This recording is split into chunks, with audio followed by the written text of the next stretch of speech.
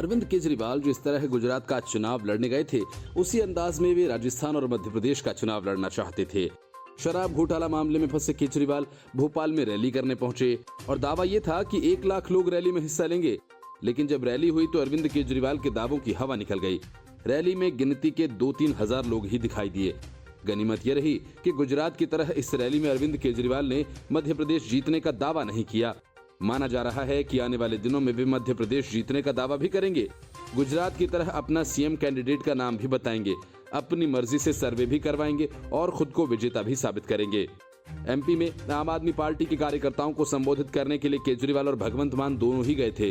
भोपाल के बड़े दशहरा मैदान के एक हिस्से में टेंट लगा था। टेंट के अंदर ही सारे कार्यकर्ता समा गए, फिर भी वह पूरी तरह से भरा नहीं। रैली में अरविंद केजरीवाल ने लंबी लंबी बातें की और लोगों से एक मौका देने की बात कही। दिल्ली और पंजाब की तरह मुफ्त बिजली का वादा किया, ईमानदारी की कस्में खाई। लेकिन अफसोस, जिस भोपाल में वे रैली कर रहे थे वहां की जनता उन्हें सुनने नहीं आई। रैली स्थल पर मुश्किल से 2 से 3 हजार लोगों की भीड़ पहुंची थी। इससे अंदाजा लगाया जा सकता है कि कमजोर संगठन के कारण ऐसा हुआ होगा। एमपी में सिर्फ सिंगरौली में अभी आम आदमी पार्टी की एक मेयर है। मंच पर मेयर भी मौजूद थी। सियासी जानकार ये कहते हैं कि अभी आम आदमी पार्टी ने अपनी उपस्थिति दर्ज कराई है। इस एंट्री के साथ अरविंद केजरीवाल ने अपना संदेश दिया। उन्होंने कहा कि एमपी में आगे जो भी उनकी सभाएं होंगी उनको देखना होगा कि उसमें भीड़ पहुंच रही है या नहीं। हालांकि रैलियों में भीड़ से कोई चुनाव नहीं जीत जाता। अभी विधानसभा के चुनाव में 7 महीने का वक्त है। सियासी जानकार कहते हैं कि अभी आम आदमी पार्टी ने अपनी उपस्थिति दर्ज करवाई है। इस एंट्री के साथ अरविंद केजरीवाल ने अपना संदेश दे दिया है। अरविंद केजरीवाल ने अपनी उपस्थिति से बीजेपी और कांग्रेस के लिए एक नई चुनौती पेश की है। Bureau report, news of India. शिक्षक भर्ती घोटाला मामले में फंसी ममता बनर्जी की सरकार की जमीन खिसकने लगी है। एक तरफ टीएमसी की लोकप्रियता का ग्राफ तेजी से नीचे जा रहा है, दूसरी तरफ वे लोग हैं जिन्होंने जैसे तैसे लाखों की जुगाड़ करके रिश्वत दी और नौकरी पाई। हाई कोर्ट ने रिश्वत देकर नियुक्त हुए सभी शिक्षकों को नौकरी से बर्खास्त कर दिया। अब जब नौकरी ही नहीं रही तो जाहिर है कि रिश्वत की रकम लोग वापस मांगेंगे। टीएमसी के नेताओं का रिश्वत की रकम लौटाने का दबाव अब बढ़ता जा रहा है।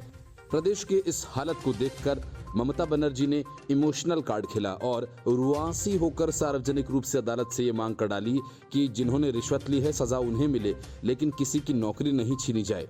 मतलब ये कि जिन लोगों ने अपने नंबर बढ़वाकर रिश्वत देकर योग्य उम्मीदवारों की नौकरी छीन ली, उनकी नौकरी बची रहे। आंखों में आंसू भरकर ममता बनर्जी अदालत से अपील करती दिखी। दरअसल मुख्यमंत्री ममता बनर्जी में अलीपुर में पहली बार बंगाल शिक्षक भर्ती घोटाला मुद्दे पर बात करती नजर आई। उन्होंने कहा, मैं सुन रही हूं कि शिक्षक भर्ती घोटाले में जिनकी नौकरी जा रही है उनमें से कई लोग आत्महत्या कर रहे हैं। ये बहुत ही दुखद है। मेरी अपील है कि कोर्ट को इस पर विचार करना चाहिए। हालांकि ममता बनर्जी ने पहली बार सरेआम घोटाले पर वक्तव्य दिया। पिछले 1 साल से शिक्षक भर्ती घोटाला मामले की जांच चल रही है और पिछले 8 महीनों से लगभग इस मामले में गिरफ्तारियां भी हुई हैं। ये पहली बार है जब ममता बनर्जी ने सार्वजनिक मंच से न्यायपालिका से अपील की है। पश्चिम बंगाल में शिक्षक भर्ती घोटाला मामले में गिरफ्तार हुए टीएमसी नेताओं को लेकर तृणमूल कांग्रेस की छवि खराब हो चुकी है। ऐसे में होने वाले पंचायत चुनाव पर इसका असर पड़ सकता है। हर बार ममता बनर्जी मंच से इस बात को स्पष्ट करने की कोशिश कर रही हैं कि उन्होंने भ्रष्टाचार को कभी भी बढ़ावा नहीं दिया। वह खुद भी भ्रष्टाचारी को अपनी पार्टी में नहीं रखना चाहती। पश्चिम बंगाल शिक्षक भर्ती घोटाले को लेकर कोर्ट ने लगातार कार्रवाई की है।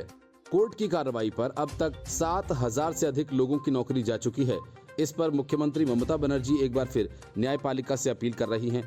मुख्यमंत्री ममता बनर्जी ने कहा कि नौकरी हटाकर दंडित करना सही नहीं है।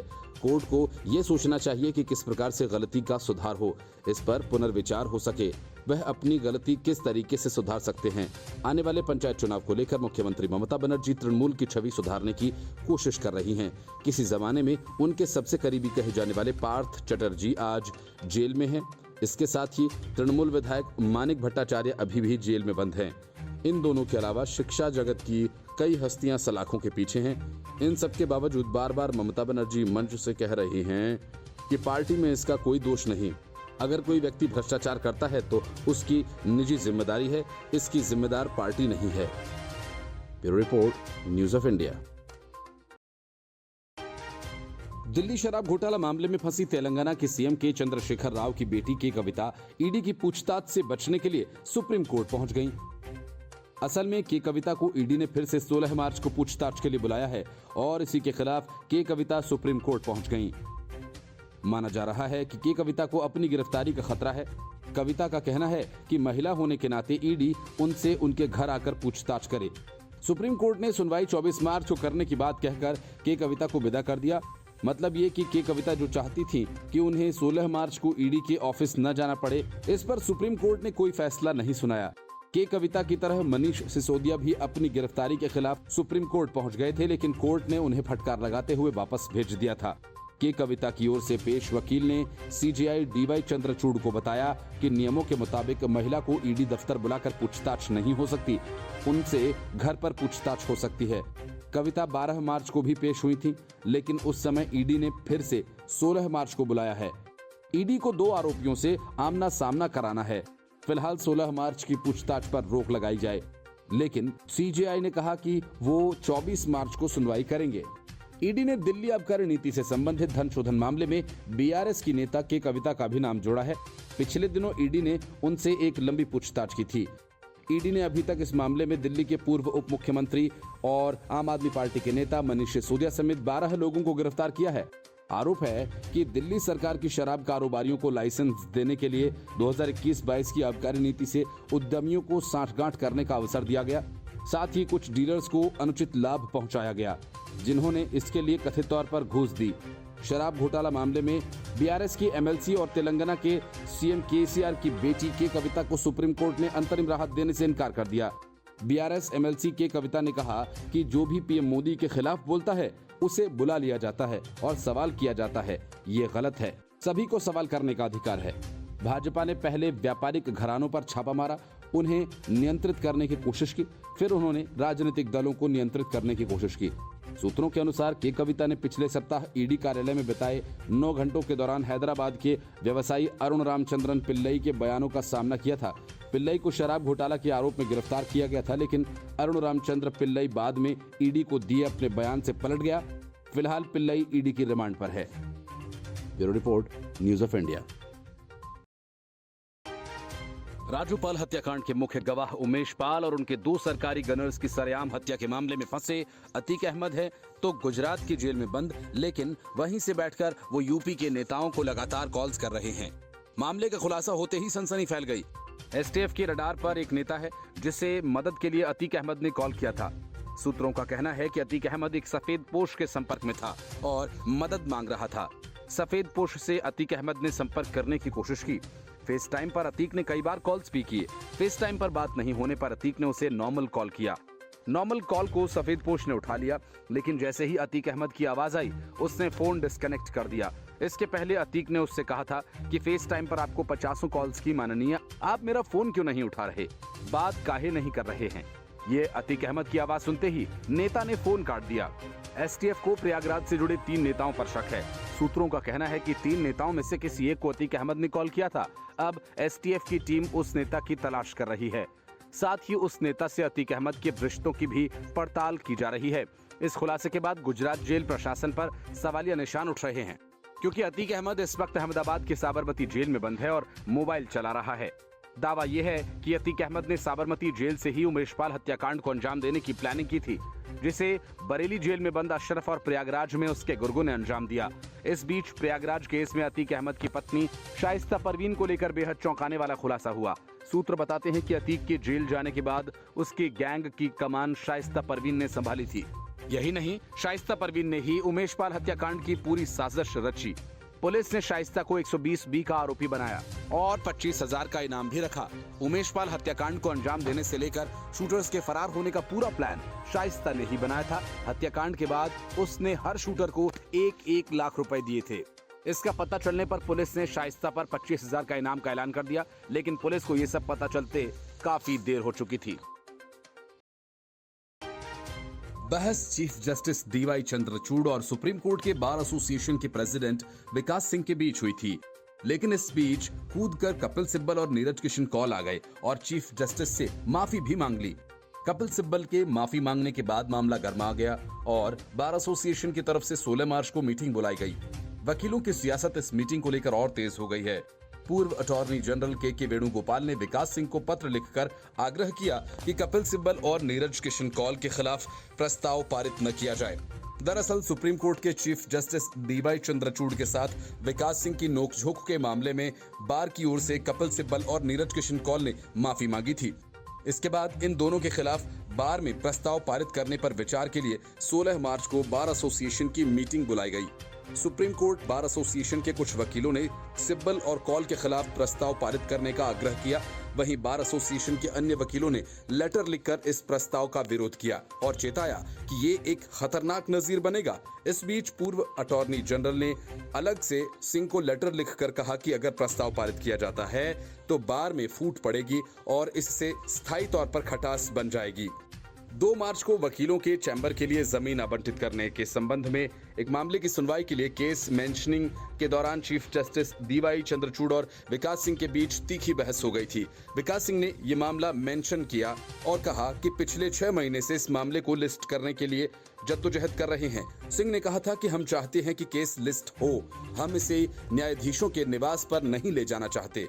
इस पर चीफ जस्टिस ने नाराजगी जाहिर की थी और कहा था कि चीफ जस्टिस के साथ आप इस तरह से व्यवहार नहीं कर सकते हैं, हमें आप चेतावनी न दें, कृपया बैठ जाएं। इसके बाद में सीनियर एडवोकेट कपिल सिब्बल दूसरे मामले में पेश होने के दौरान उन्होंने कहा कि जो भी कुछ सुबह हुआ उसके लिए उन्हें खेद है और कहा कि बार को मर्यादा की सीमाओं का उल्लंघन नहीं करना चाहिए। सिब्बल के साथ साथ सीनियर एडवोकेट नीरज किशन कौल ने भी इस पूरे मामले में खेद व्यक्त किया था और कहा था कि सुबह जो कुछ भी हुआ उसके लिए हमें खेद है और हम आपसे माफी चाहते हैं। Bureau report, news of India. Sharad Pawar और कांग्रेस की सोहबत उद्धव ठाकरे को रास नहीं आई। हालांकि इस बात को न तो उद्धव ठाकरे स्वीकार कर रहे हैं और न ही उनकी पार्टी के नेता, लेकिन हकीकत यह है कि पार्टी का नाम निशान छिन जाने के बाद उद्धव ठाकरे की सियासत लगातार कमजोर होती जा रही है। हर बीतते दिन के साथ उद्धव ठाकरे को छोड़ नेता एकनाथ शिंदे के साथ हो जा रहे हैं। सुभाष देसाई के बेटे भूषण देसाई का जख्म अभी भी ताजा ही था कि प्रदेश के पूर्व स्वास्थ्य मंत्री दीपक सावंत ने उद्धव ठाकरे से किनारा कर लिया।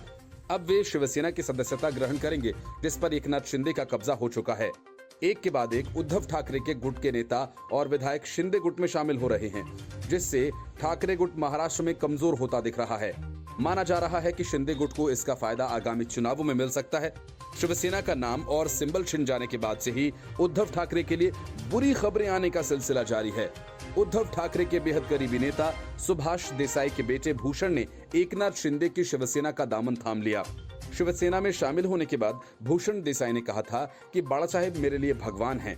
एकनाथ शिंदे हिंदुत्व के विचारों को आगे बढ़ा रहे हैं, मुझे उस पर विश्वास है। उनके साथ पहले काम किया है और आगे भी उनके साथ खड़ा रहूंगा। एक सामाजिक कार्यकर्ता होने के नाते शिंदे से प्रेरित हूं कि एक दिन दिवंगत एनसीपी नेता वसंत पवार की बेटी अमृता पवार और महाराष्ट्र के पूर्व मंत्री बबन राव की बेटी तंजुआ ने भारतीय जनता पार्टी की सदस्यता ग्रहण की थी। पवार और घोलप मुंबई में पार्टी कार्यालय में महाराष्ट्र के उप मुख्यमंत्री देवेंद्र फडणवीस और राज्य भाजपा अध्यक्ष चंद्रशेखर बावनकुले की उपस्थिति में बीजेपी में शामिल हुए। महाराष्ट्र में पिछले साल जून में एकनाथ शिंदे गुट ने बगावत कर दी थी और इसके बाद उद्धव सरकार गिर गई। शिंदे ने शिवसेना के बागी विधायकों के साथ बीजेपी के समर्थन में सरकार बनाई। इसके बाद से उद्धव ठाकरे गुट के कई नेता शिंदे गुट में शामिल हो चुके हैं। लंबी उठापटक के बाद शिवसेना के नाम और पार्टी के सिंबल पर हक को लेकर उद्धव ठाकरे और एकनाथ शिंदे के बीच तनातनी चल रही थी। चुनाव आयोग ने एकनाथ शिंदे गुट को पार्टी का नाम और शिवसेना का प्रतीक चिन्ह तीर कमान सौंप दिया, जिसको लेकर मामला भी कोर्ट में है। Bureau report, news of India. Lawrence Bishnoi का जेल के अंदर इंटरव्यू हुआ तो पंजाब से लेकर राजस्थान सरकार की हाथ पांव फूल गए। पंजाब की सरकार ने तुरंत अपना पल्ला झाड़ लिया और बठिंडा जेल में ये इंटरव्यू नहीं हुआ।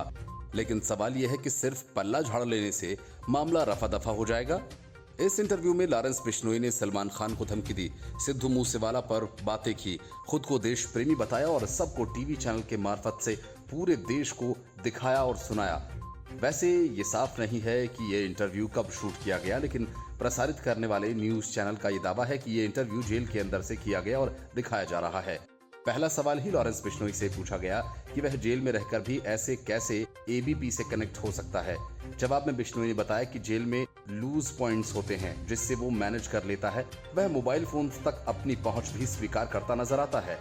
लॉरेंस बिश्नोई ने अपने इंटरव्यू में जितनी बातें की उससे ये बात तो साफ है कि वो बहुत ज्यादा पुराना इंटरव्यू नहीं है।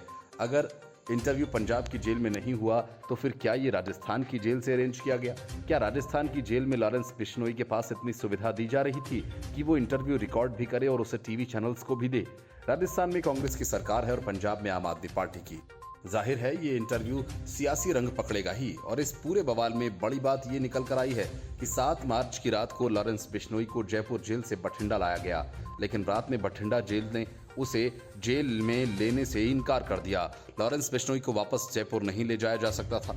ऐसे में CIA यानी सेंट्रल इंटेलिजेंस एजेंसी के स्टाफ के साथ उसे रखा गया। यानी पंजाब, राजस्थान के अलावा एक और नाम इस बीच सामने आया और वो था CIA का। अपने मन में बचपन से सलमान खान के प्रति गुस्सा बताते हुए लॉरेंस बिश्नोई ने कहा कि बेहतर होगा कि काले हिरण को मारने वाले सलमान उनके समाज से माफी मांग लें। अब तक सलमान खान द्वारा माफी न मांगे जाने से नाराज गैंगस्टर ने कहा कि कभी न कभी वो सलमान खान का गुरूर तोड़ देगा। जेल के भीतर से इंटरव्यू के दावे का पंजाब के प्रशासनिक अधिकारी खंडन कर रहे हैं।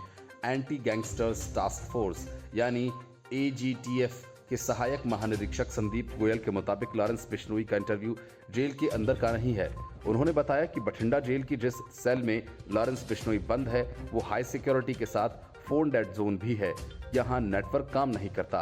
वहीं पंजाब पुलिस के एक अन्य प्रवक्ता के मुताबिक जेल से इंटरव्यू दिए जाने की बातें अफवाह हैं क्योंकि लॉरेंस 24 घंटे सुरक्षा की निगरानी में है। Bureau report, news of India.